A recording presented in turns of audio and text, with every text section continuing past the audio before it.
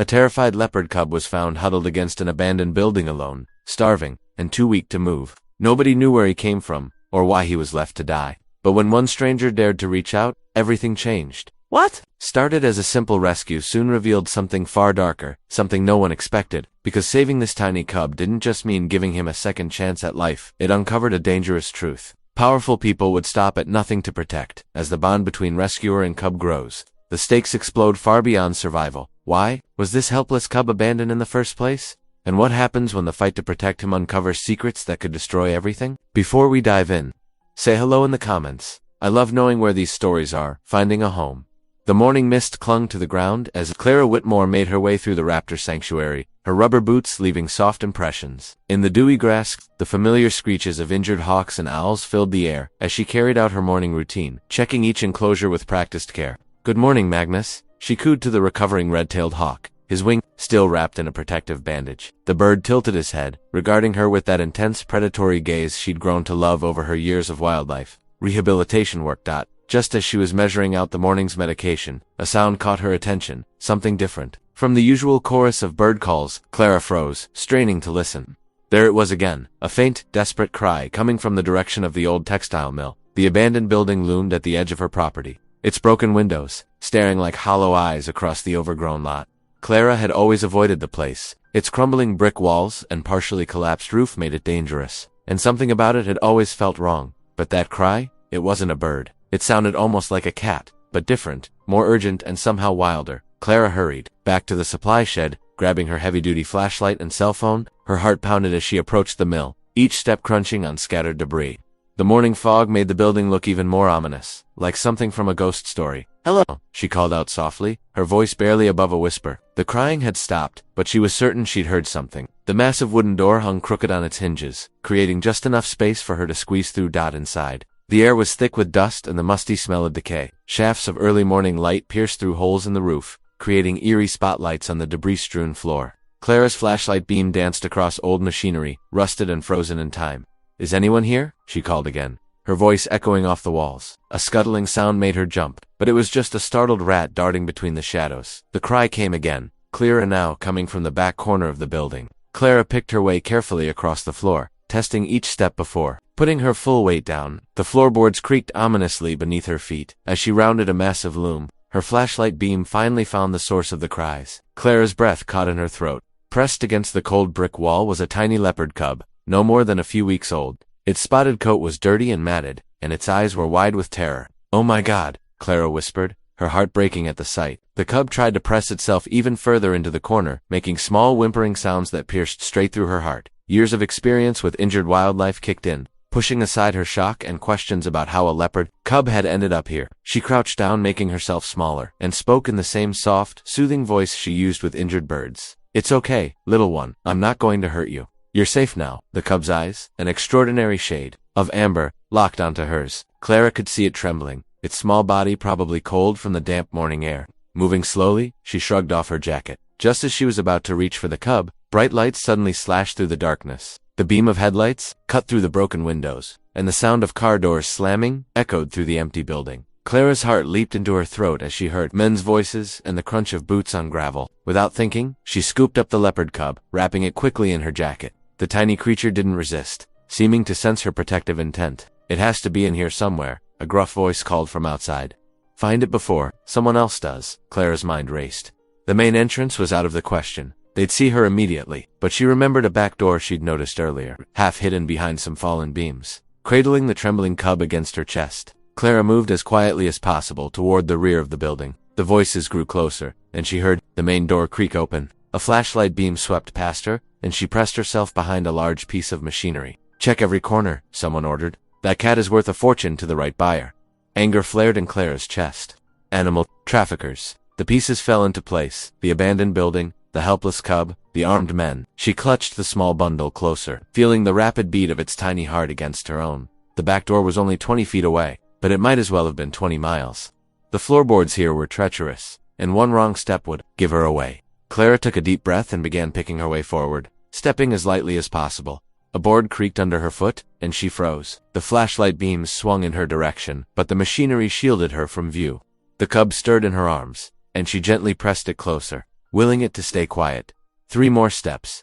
2, 1. Clara's hand found the door handle just as a shout rang out. There, by the back door. She didn't hesitate. Clara yanked the door open and burst into the woods behind the mill. The morning fog provided some cover as she ran, branches whipping past her face. She could hear the men crashing through the undergrowth behind her, their flashlight beams cutting through the mist. Clara knew these woods. She'd walked them countless times, checking on the local wildlife. Without slowing, she veered off the obvious path, ducking under low-hanging branches and weaving between the trees. The cub remained remarkably still in her arms, as if understanding the need for silence. The sounds of pursuit gradually faded, but Clara didn't slow down. She took a circuitous route back to the sanctuary, making sure she wasn't being followed. Only when she reached the familiar security of her rehabilitation center did she allow herself to stop and catch her breath.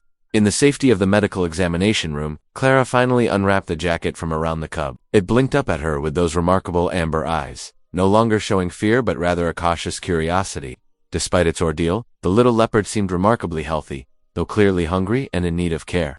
"Well, little one," Clara said softly, running a gentle hand over its spotted fur. "You're safe now, I promise." The cub pressed its head against her hand, and Clara felt tears welling up in her eyes. Whatever it took, she would protect this innocent creature from those who would harm it. The morning sun was now streaming through the windows, and the regular sounds of the sanctuary filled the air. The calls of the raptors, the rustle of wings, the familiar and comforting sounds of her daily work. But Clara knew that everything had changed. With this tiny leopard cub in her care, she had just become involved in something much bigger and more dangerous than her usual wildlife rehabilitation work. Clara's breath came in ragged gasps as she ran through the woods, clutching the trembling leopard cub against her chest. Branches whipped at her face, but she didn't slow down. The sound of angry voices and truck engines faded behind her, but she couldn't risk stopping. Not yet. After what felt like an eternity, her cabin clinic came into view through the trees. The familiar white-painted wooden structure had never looked more welcoming. Clara fumbled with her keys, her hands shaking so badly she nearly dropped them. The cub let out a pitiful mewl, pressing closer to her warmth. "It's okay, little one," she whispered, finally getting the door open. "You're safe now." Inside, Clara quickly assessed her unexpected patient. The cub was male, probably no more than 8 weeks old. His spotted coat was matted with dirt, and what looked like soot from the mill floor. Despite his obvious fear, his golden eyes tracked her movements with intelligence. "Let's get you cleaned up and checked out," Clara murmured, gathering supplies from her clinic storage. She'd treated countless injured wildlife over the years, but never an exotic big cat.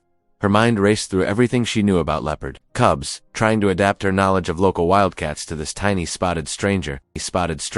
Using warm water and gentle soap, she carefully cleaned his coat, revealing beautiful rosette patterns beneath the grime. "I think I'll call you Ash," she said softly, noting how the dark streaks had stained his fur. "It suits you." The cub accepted her ministrations with surprising tolerance, only squirming when she checked him for injuries. To her relief, he seemed physically healthy, if underweight and dehydrated. Clara prepared a mixture of kitten formula enriched with supplements, warming it to body temperature. As Ash eagerly lapped up the formula, Clara sank into her office chair, the full weight of what she'd done finally hitting her. She'd interfered with what was clearly an illegal wildlife trafficking operation. Those men hadn't been amateur poachers, they'd been organized, armed, and dangerous. Her hands trembled as she picked up her phone, thinking about calling the authorities. But something stopped her. In such a small county, who could she trust? How many local officials might be involved or paid to look the other way? The next few days passed in a blur of anxiety and hypervigilance. Clara maintained her regular work at the raptor sanctuary, but her nerves were constantly on edge. Every passing vehicle, every unexpected sound made her jump. She kept Ash hidden in a secure room at the back of her clinic, converting it into a temporary habitat with climbing structures and soft bedding. The cub was thriving under her care, his personality emerging as he gained confidence. He played with toy balls she'd gotten from the pet store, practiced his wobbly stalking skills, and purred like a freight train when she bottle-fed him. Each day, Clara fell more in love with him, even as she grew more aware of the danger she was in. The whispers started at the general store in town. Clara noticed how conversations would stop when she walked in, how people's eyes would follow her with a mixture of curiosity and unease. Mrs. Henderson, who'd always been chatty about her cat's latest visits to Clara's clinic, suddenly had nothing to say. One morning, Tom Baker, a local hunter she'd known for years, cornered her outside the post office. "Heard you've got something valuable up at your place," he said, his usually friendly face stern. "Lot of important people are mighty upset about it." Clara met his gaze steadily, though her heart was pounding. "I don't know what you're talking about, Tom." He shook his head. "Just be careful, Clara. Some men you don't want to cross." That evening, as Clara watched Ash playing with a rope toy, she questioned everything. Would it be safer to surrender him? Find some wildlife sanctuary that could take him. But one look at his trusting eyes, and she knew she couldn't. Whatever these men had planned for him, it wouldn't have been good. She thought about her father, who'd taught her everything she knew about animal rehabilitation. Sometimes doing the right thing isn't the easy thing, he used to say. Clara had always lived by those words, but they'd never been tested like this. Ash bounded over to her, batting at her leg with a soft paw. Despite his growing strength, he was still gentle with her, seeming to understand she was his protector. Clara picked him up, feeling his warm weight against her chest, his pure contentment in her presence. I won't let anyone hurt you, she promised, scratching behind his ears. Whatever it takes, I'll keep you safe. The decision settled in her chest like a stone, heavy with responsibility but solid in its certainty. She knew she'd made enemies, knew she'd have to watch her back even more carefully now. But looking at Ash, seeing how he was growing stronger and healthier each day, she couldn't regret her choice. Clara spent the evening reinforcing the locks on her doors and windows, installing motion sensor lights around the property. She moved her sleeping bag into Ash's room, unwilling to leave him alone at night. As she lay there listening to his soft breathing, she realized this wasn't just about saving one animal anymore. It was about standing up against the kind of people who saw magnificent creatures like Ash as nothing more than commodities to be bought and sold. The risk was real. She could feel it in the way people watched her in town, in the subtle warnings and veiled threats. But Clara had found her line in the sand,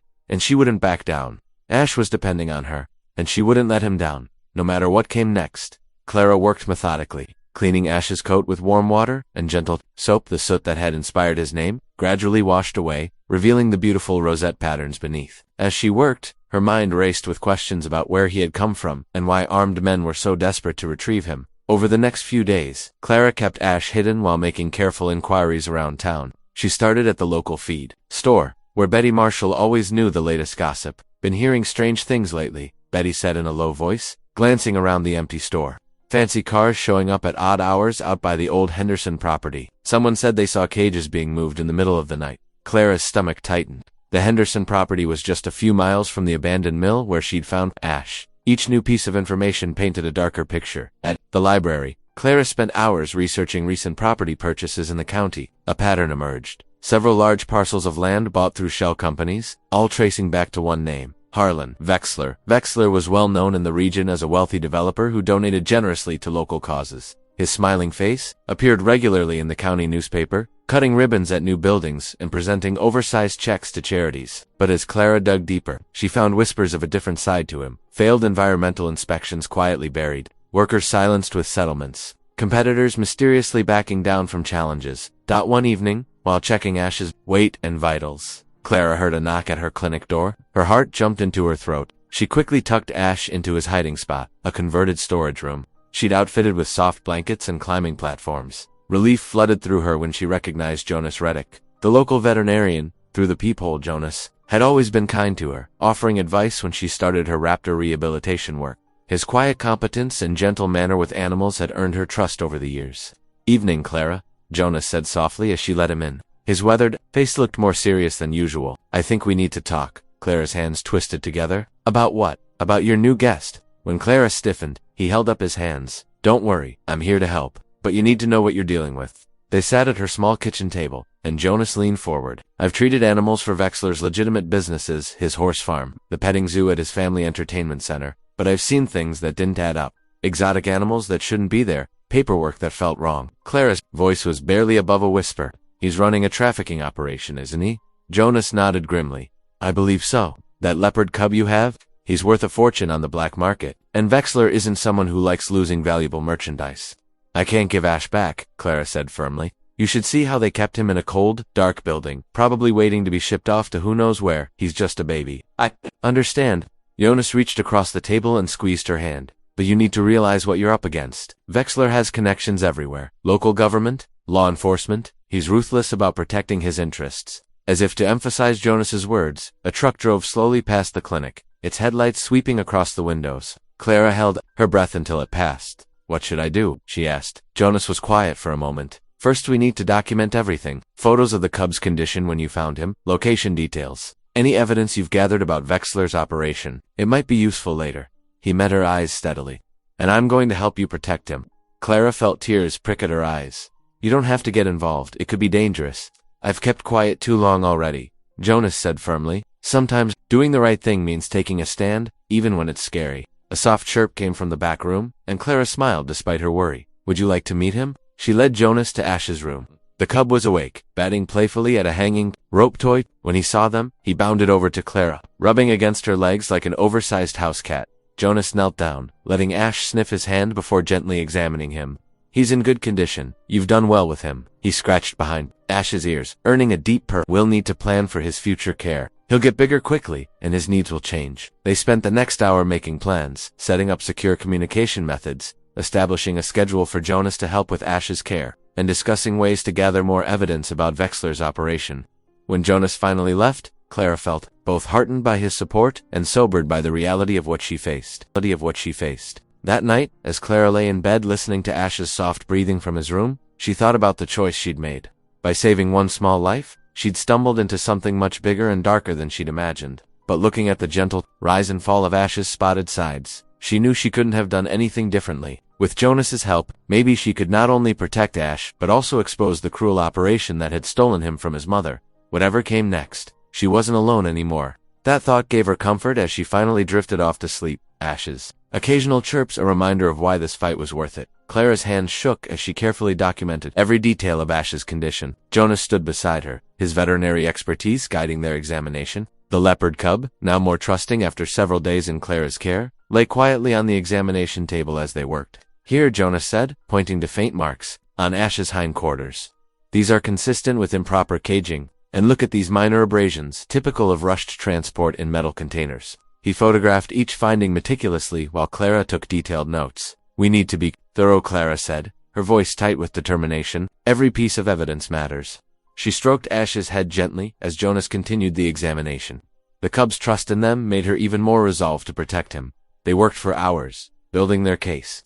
Jonas drew blood samples and documented signs of neglect and improper care. Clara organized everything into a clear, detailed report. Her heart raced with hope. Surely this would be enough to convince the authorities. The sheriff knows me, Jonas said as they drove toward the station. The next morning, I've treated his hunting dogs for years. He's always seemed fair, but Clara noticed his knuckles were white on the steering wheel. The sheriff's office sat in a squat brick building at the edge of town.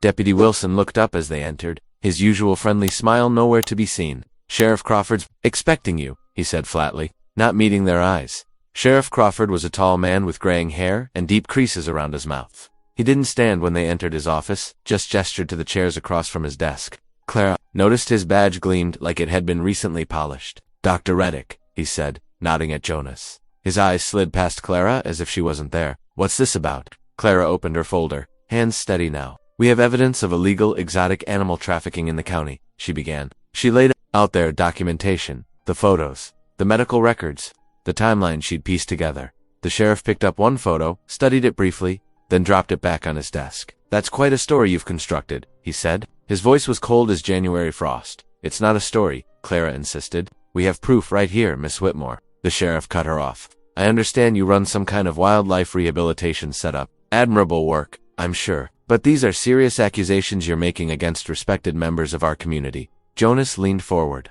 Tom, you know me. I wouldn't bring this to you if I wasn't certain. And I know Mr. Wexler, Crawford replied. He's done more for this county than anyone. Built the new library wing, funded the children's hospital ward. His eyes hardened. I'd think carefully before spreading unfounded rumors about him. Clara felt ice form in her stomach. She hadn't mentioned Wexler's name. They'd deliberately left it out of their report. The sheriff's slip confirmed her worst fears. Now, Crawford continued, standing up, I suggest you both focus on your legitimate work. Miss Whitmore, that rehabilitation license of yours comes up for renewal soon, doesn't it? Be a shame if there were any complications. Clara's hands clenched in her lap. The threat was unmistakable. And Dr. Reddick, the sheriff added, your practice serves a lot of local farmers. Good folks who might not take kindly to a vet who causes trouble. Jonas stood slowly. Are you threatening us, Tom? Just offering friendly advice? Crawford smiled, but it didn't reach his eyes. Drop this nonsense now, before people get hurt. The drive back was silent for several minutes. Clara stared out the window, watching familiar landmarks scroll past the feed store, the diner, the old church. Everything looked different now, tainted by the knowledge of corruption beneath the surface. I was so naive, she finally said. I thought if we just had enough evidence, if we did everything right. Her voice cracked. Jonas pulled over to the side of the road and turned to face her. Listen to me, he said firmly. You were right to save Ash. You're right to fight this. The system failing us doesn't make us wrong. Clara met his steady gaze. What do we do now? We find another way, Jonas said. There are wildlife protection organizations, journalists who specialize in exposing trafficking rings. We don't need the sheriff, we just need to be smarter about who we trust. Clara nodded slowly, her resolve hardening. She thought of Ash, waiting back at her cabin, depending on her. The sheriff's threats had shaken her, but they'd also shown her exactly what she was fighting against. They think they can scare us into silence, she said quietly. But that's not going to happen. No, Jonas agreed. It's not. He reached over and squeezed her hand briefly before putting the truck back in drive. We'll find another way, he repeated together. As they drove back toward Clara's cabin, she felt something shift inside her. Her trust in authority had crumbled, but in its place was something stronger, the certainty that she and Jonas were doing what was right, no matter the cost. The autumn night wrapped Clara's cabin in darkness, broken only by the soft glow of her desk lamp. She sat reviewing the evidence they'd gathered, while Ash dozed peacefully in his makeshift bed nearby. The cub had grown stronger under her care, his spotted coat now glossy and his eyes bright with life. A sudden crash shattered the quiet. Clara jerked upright as her front door splintered inward. 3 men in dark clothing burst through, their faces hidden behind ski masks. Her heart stopped. They'd found her. Where's the cat? The largest man demanded, his voice muffled but menacing. Clara leaped from her chair, knocking it backward. She lunged for Ash, who had awakened with a frightened yowl. The men were already tearing through her cabin, appending furniture, and scattering her medical supplies across the floor. Leave him alone, Clara shouted, scooping Ash into her arms. The cub trembled against her chest as she backed toward her bedroom. One of the men charged at her, but she ducked under his grasp and slammed the bedroom door. Her fingers fumbled with the lock just as he crashed against it. Think. The window. It was her only chance. Clara clutched Ash tighter and ran for it, hearing the door starting to splinter behind her. She pushed the window open with one hand, the cool night air rushing in. The ground wasn't far below. She could make it. She's getting away. Someone shouted. Clara didn't hesitate. She climbed through the window and dropped, landing hard but keeping her feet. Ash dug his claws into her shirt, but stayed quiet, as if sensing the danger. She ran for the tree line, her heart pounding in her ears. Behind her, she heard cursing and the sound of pursuit. She darted between the trees, grateful for every evening walk that had made her familiar with these woods. The darkness that had seemed threatening now became her ally, hiding her from her pursuers. After what felt like hours but was probably only minutes, the sounds of pursuit faded. Clara found a hollow between 2 large oak trees and crouched there, trying to slow her breathing. Ash pressed close to her, his small body still shaking. It's okay, she whispered, stroking his head. I won't let them take you. She waited until the woods were completely silent before carefully making her way back to her cabin. The sight that greeted her made her stomach turn. Her home had been ransacked, drawers emptied onto the floor, furniture overturned, medical supplies scattered everywhere. But what made her blood run cold was what they'd left behind. On her kitchen table, weighted down by one of her own veterinary textbooks, was a note. The message was typed in stark black letters. We're watching you. Next time we won't be so gentle. Clara's hands shook as she pulled out her phone to call Jonas. He answered on the first ring, as if he'd been waiting for her call. They came, she said, her voice barely steady. They tried to take Ash. Are you okay? Is Ash safe? Jonas's concern was evident even through the phone. We're both fine. We got away. But Jonas? She swallowed hard. They destroyed everything. Stay there. I'm coming over. There was a rustling sound as he moved. There's something else you need to see. I found something today. Shipping manifests. Clara, Ash isn't the only one. 20 minutes later, truck pulled up outside. He took in the destruction with grim determination, then spread several papers on the cleared kitchen table. Clara leaned over them, Ash still cradled protectively in her arms. Look at these dates. Jonas pointed 2 columns of numbers. These are shipping records from companies connected to Wexler. The paperwork looks legitimate at first glance, but look closer. Clara studied the documents. These weights and dimensions, they're not machinery parts. No, Jonas confirmed. They're consistent with animal cages. And look at the destination's private game reserves, unregistered facilities. It's a whole network. Clara, Ash is just one small part of it. Clara sank into a chair, the weight of this revelation settling over her. How many animals? Dozens, maybe hundreds. Tigers, leopards, exotic birds, anything that brings a high price. Jonas ran a hand through his hair in frustration. Wexler's been building this operation for years. That's why he's so desperate to get Ash back. He's not just worried about one cub, he's worried about his entire empire being exposed. Clara looked down at Ash, who had finally fallen asleep in her lap, exhausted from their ordeal. Her fingers gently traced the spots on his head. We can't. Just save him, she said quietly. We have to save all of them. Jonas nodded, gathering the papers back together. But first, we need to get you and Ash somewhere safe. They know where you live now. They'll be back. Clara looked around at her violated home, at the scattered remnants of her peaceful life. The warning note still sat on the table, its threat now carrying the weight of proven violence. She knew Jonas was right. This small sanctuary was no longer safe. But the shipping manifests had changed everything. This wasn't just about protecting one rescued cub anymore. It was about exposing a criminal enterprise that was causing suffering on a massive scale. "Pack what you need," Jonas said, already moving to help. "You can stay at my place tonight. Tomorrow we'll figure out our next move."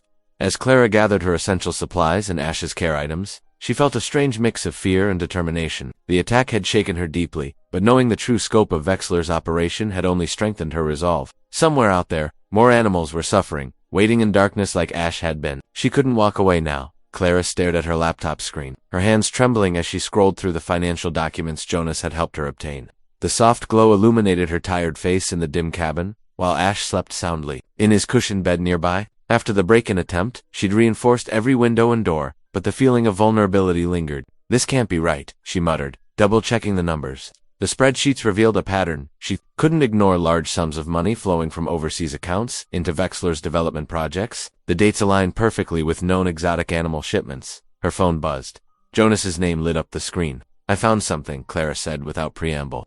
"These transfers, they're not just random. Every time Wexler closes a major estate deal, there's a corresponding influx of cash from these shell companies. And look at the names. Golden Claw Imports, Apex Trading Limited. They're all fronts for the trafficking operation." "Hold on," Jonas's voice crackled through the speaker. "Are you saying the real estate empire is connected to the animal smuggling?" Clara pulled up another document. "It's not just connected, Jonas. The trafficking is funding everything. These development projects, the shopping centers, the luxury condos, they're all built with blood money. Without the illegal wildlife trade, Wexler's empire would crumble." She heard Jonas take a sharp breath. "Clara, this is bigger than we thought. If what you're saying is true, it is true." Clara's voice hardened with certainty. "I've cross-referenced everything. The timing of the land purchases, the construction starts, the shell company transfers. It all lines up perfectly with the wildlife trafficking patterns we uncovered." Ash stirred in his sleep, letting out a small whimper. Clara walked over to stroke his head, feeling the soft fur beneath her fingers. "This isn't just about saving one cub anymore," she said quietly. "Wexler's using endangered animals to fund his entire operation. Every building he puts up, every ribbon he cuts at those fancy ceremonies, it's all built on suffering. We need to be careful," Jonas warned. "This kind of revelation, it could bring down his whole empire. He'll fight back harder than ever." Clara moved to her window, scanning the darkness outside. The moon cast long shadows through the trees, and somewhere in those shadows, she knew Wexler's men were watching. "I can't back down now," she said firmly. "Not when I know the truth." "At least let me help you organize the evidence properly," Jonas insisted. "We need to make sure everything is ironclad before we take this public." Clara returned to her laptop, opening a new folder. "I've already started cataloging everything. Financial records, shipping manifests, correspondence between Wexler's companies and known trafficking operations. But we need more." She spent the next few hours meticulously organizing the digital trail, creating backup copies and secure folders. Jonas helped remotely, guiding her through the process of documenting the connection between the illegal wildlife trade and Wexler's legitimate businesses. The evidence was damning. Property deeds showed Wexler purchasing land at suspiciously low prices, followed by massive construction projects funded by untraceable foreign investments. These same investment companies appeared in shipping documents for exotic animals. Their names carefully disguised but unmistakable to anyone who knew where to look. "Look at this," Clara said, forwarding a document to Jonas. "Remember that luxury apartment complex Wexler built last year? The one that won all those architectural awards?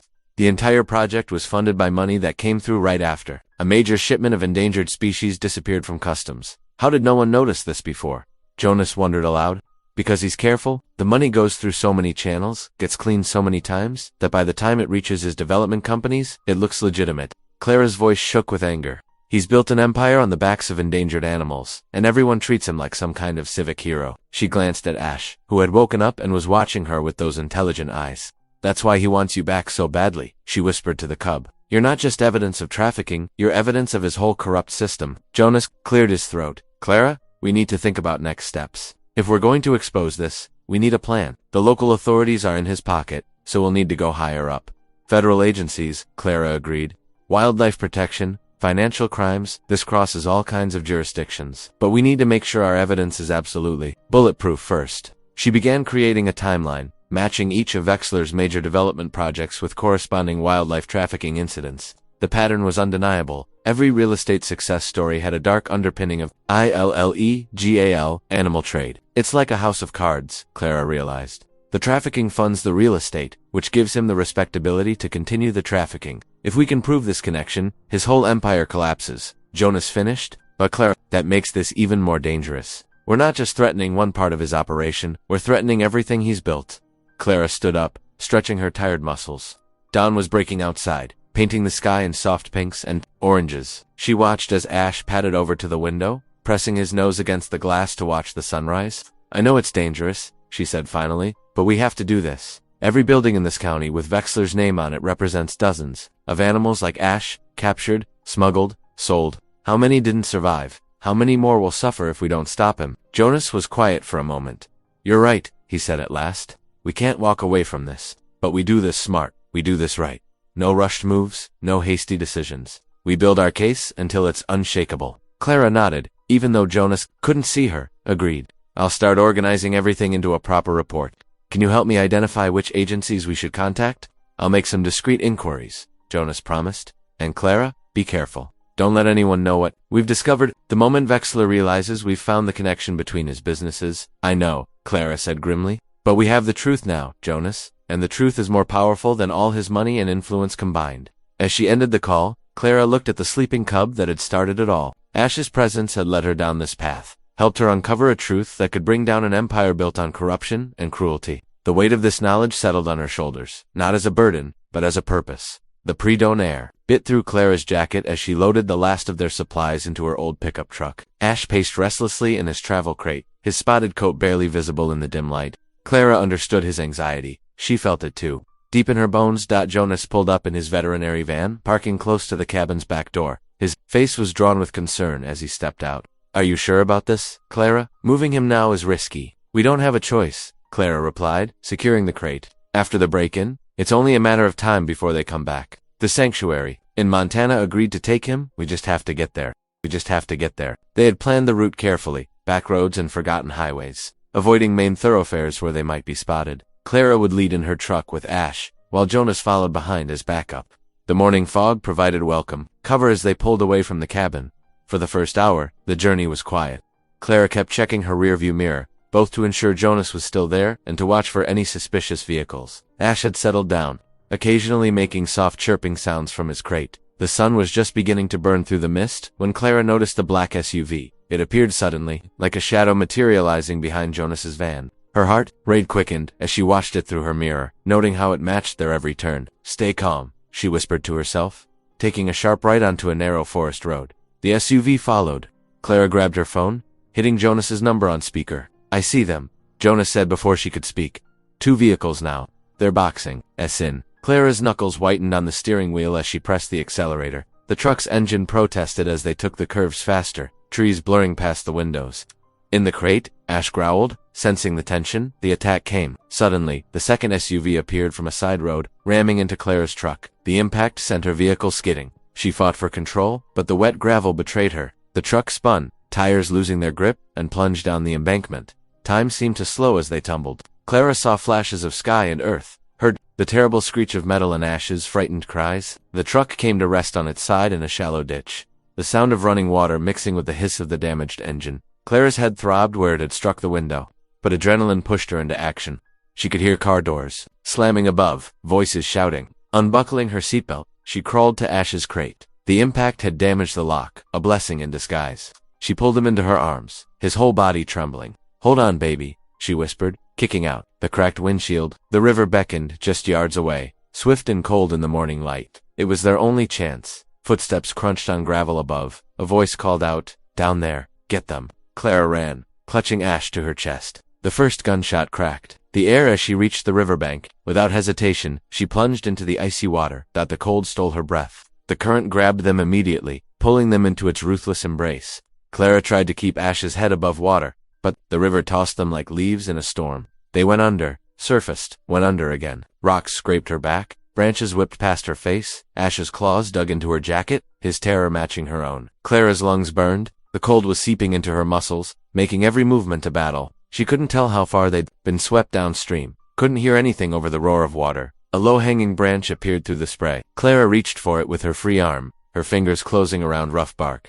The current tried to tear them away, but she held on, her body screaming with the effort. Somehow, she managed to drag them toward the bank. They collapsed on the muddy shore, both shaking uncontrollably. Clara could barely move, her clothes like lead weights. Ash pressed against her, his fur soaked and matted. Through blurring vision, she saw his golden eyes fixed on her face. Then darkness started creeping in at the edges of her sight. She wasn't sure how much time passed before she heard Jonas calling her name. His footsteps splashed through the shallows, and then his warm hands were checking her pulse, wrapping them, both in emergency blankets from his medical kit. "Stay with me, Clara." His voice seemed to come from very far away. "You're both going to be okay. Just stay with me." Clara tried to respond, but the darkness was too strong. The last thing she felt was Ash's warmth against her side, and Jonas's steady presence as consciousness slipped away. Through the haze of semi-consciousness, Clara was vaguely aware of being moved, of Jonas's quiet voice speaking urgently into a phone, of the rumble of his van's engine. Ash's weight remained constant against her, a living anchor in the fog of exhaustion and cold.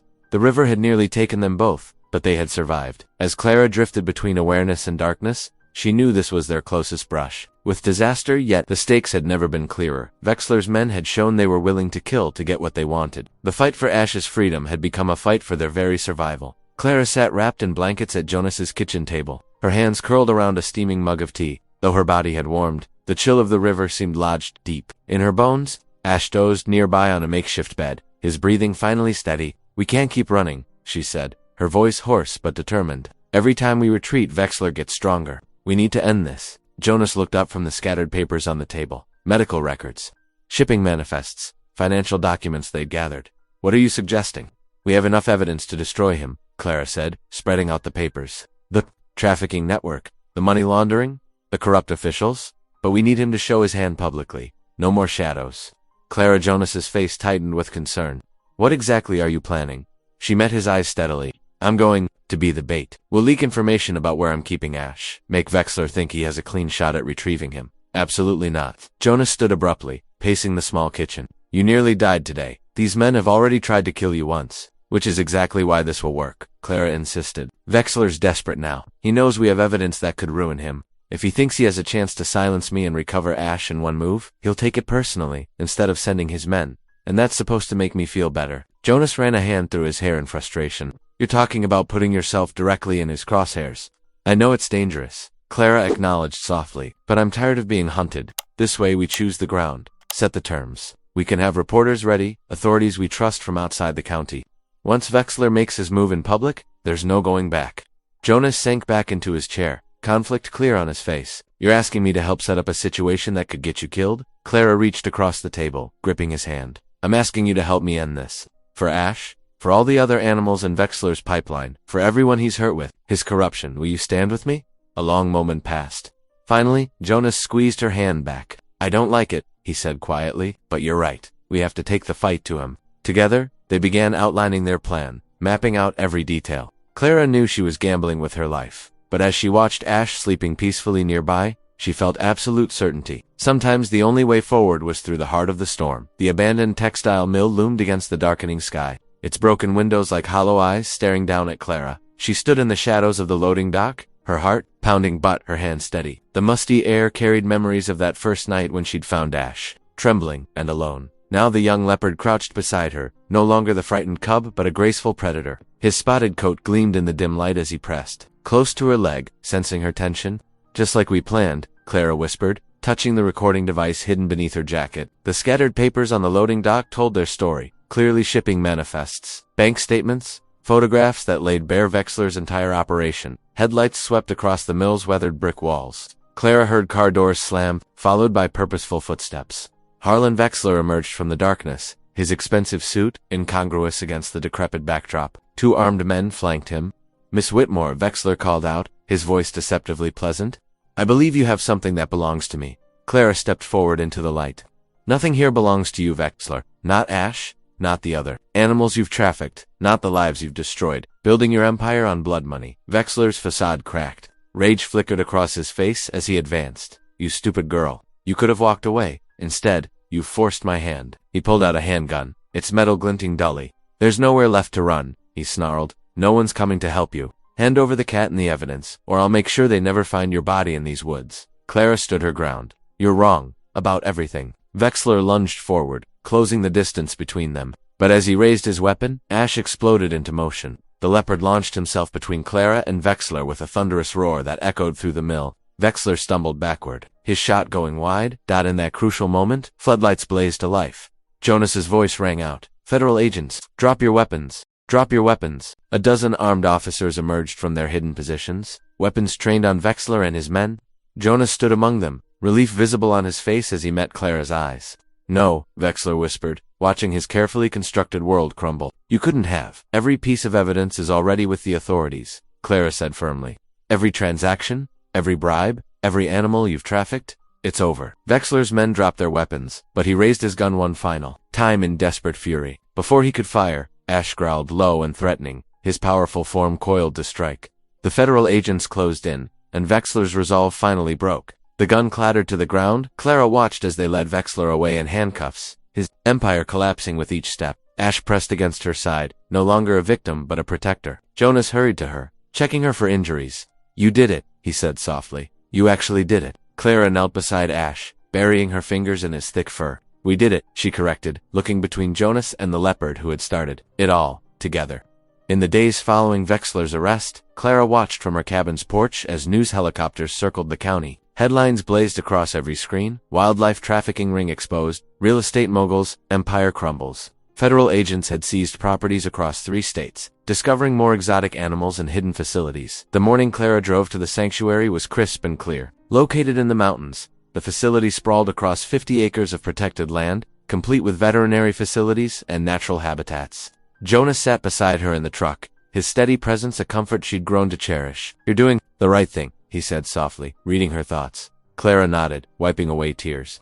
I know. He needs to be with his own kind, somewhere safe. The sanctuary director, Dr. Sarah Chen, met them at the gates. We've prepared a special enclosure for Ash, she explained, leading them to a spacious habitat filled with climbing structures and shallow pools. He'll have companionship from other rescued cubs, proper care, and room to grow. When they brought Ash to his new home, Clara's heart caught in her throat. The cub padded cautiously into the enclosure, sniffing the air. Then he turned back. Rushing to Clara's side one last time, he pressed his head against her chest, just as he had that first night in the mill. His purr rumbled through her body like a farewell song.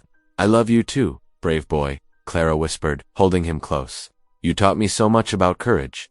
Jonas knelt beside them, gently scratching Ash's ears. The cub had grown to trust him, too, forming their unlikely family of 3. But now it was time for new beginnings, as they watched Ash explore his new home. Dr. Chen shared updates about Vexler's case. The prosecution has everything they need. He's facing 20 years. Minimum the seized assets will fund sanctuaries like this one. Clara felt a weight lift from her shoulders. Justice had prevailed, and Ash would help other rescued animals find safety. Later that evening, Clara and Jonas walked along the sanctuary's perimeter trail. The setting sun painted the mountains gold, and somewhere in the distance, they heard Ash's content chirp among his new friends. What now? Clara asked, her hand finding Jonas's. He smiled, the same quiet strength in his eyes that had supported her through their darkest moments. Whatever comes next, we face it together. Clara leaned into his embrace, feeling the rightness of it all. Through saving Ash, she'd discovered her own fierce heart, exposed corruption, and found a love that had been waiting patiently all along. The circle felt complete, not an ending, but a beautiful beginning. If this ending felt like it was written for you, subscribe and join me tomorrow for another story that might feel the same.